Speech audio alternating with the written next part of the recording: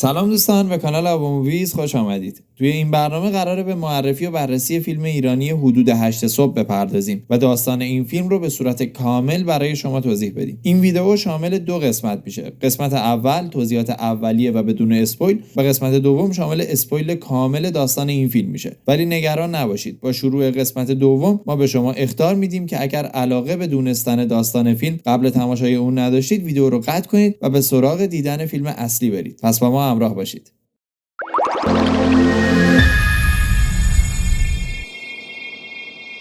فیلم سینمایی حدود 8 صبح اثری در ژانر اجتماعیه که نویسندگی و کارگردانی اونو منوچهر هادی به عهده داشته. این فیلم بر اساس یک داستان واقعی ساخته شده و نشون میده که با کنترل نکردن خشم و شک اشتباه چطور میشه چند زندگی از هم بپاشه. فضای کلی فیلم پر از تنش و درگیری و التهاب روایت ماجرا هم بسیار بالاست. موضوع اصلی فیلم خیانت و شک به همسره و همین باعث میشه که این فیلم مناسب به تماشا توی جمع خانواده نباشه. در این فیلم یکتا ناصر در نقش دریا و منوچهر هادی در نقش امیر بازی میکنه. یک زوج خوشبخت که با دریافت یک پیامک به گوشی دریا و ایجاد فکر خیانت توی ذهن امیر کل زندگیشون به هم میریزه. در این بین یک درگیری بین امیر و رضا، فردی که به گوشی دریا پیام داده بود، پیش میاد و یک قتل اتفاق میفته و باقی داستان این فیلم راجع به دادگاه این قتل و تلاش برای گرفتن رضایت و آزادی از زندانه. جالبی این فیلم اینه که یکتا ناصر و منوچهر هادی در واقعیت هم زن و شوهر هستن و یک فرزند هم دارن و به تازگی متاسفانه اختلافاتی بینشون پیش اومده که منجر به ضرب و شتم بین این دو شده که آدمو کاملا یاد داستان و بازی‌های داخل این فیلم میندازه. توی این فیلم بازیگران فوق‌العاده‌ای بازی میکنند و در کل فیلم خوش ساختیه. از لحاظ داستان هم شما رو خسته نمیکنه. من پیشنهاد میکنم که اگر هنوز این فیلمو ندیدید حتما از دیدن این فیلم غافل نشید. در ادامه ما به بررسی داستان این فیلم میپردازیم. پس اگر تمایل به اسپویل داستان ندارید اول فیلم رو مشاهده کنید بعد ادامه این ویدیو رو ببینید. پس با ما همراه باشید.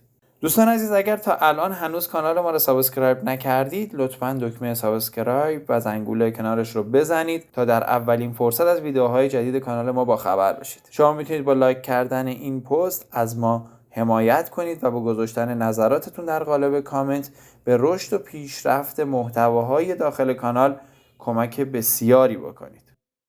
امیر و دریا زوج جوانی هستن که زندگی مرفه و آرومی هم دارن تا اینکه پیامک یک غریبه آرامش اونا رو به هم میزنه. امیر که ناخواسته گوشی دریا رو برداشته و پیام رو دیده گمون میکنه که دریا داره به اون خیانت میکنه و بعد از کلی مشاجره و زد و خورد با اون فرد غریبه قرار میذاره و طی درگیری که با اون پیش میاد خودش کشته میشه. از طرفی رضا هم که اشتباهی به دریا پیام داده و اون رو نمیشناسه به عنوان قاتل پای چوبه دار میره. اصلا رضا برنامه‌ای برای پیام به دریا نداشته و با گرفتن یک شماره اشتباه SMS برای دریا اومد. دریا بابت آبرویی که از اون برده شده و مرگ همسرش راضی به بخشش نمیشه و به همین دلیل حامد همبندی رضا که حمید فرخ نژاد نقش اون رو بازی میکنه به اون قول میده تا در قبال گرفتن 4 میلیارد دستمزد رضایت دریا رو کسب کنه. حامد به سراغ لیلا همسر رضا میره تا از طریق اون بتونه پولی که بابت آزادی رضا میخواد رو ازش بگیره. از اونجایی که اوضاع مالی مناسبی ندارن پدرزن رضا یعنی پدر لیلا خونه خودش رو میفروشه تا پول حامد رو بهش بده. پس حامد نقشه میریزه که به طور ناشناس بچه دریا رو بدزده و به دریا کمک کنه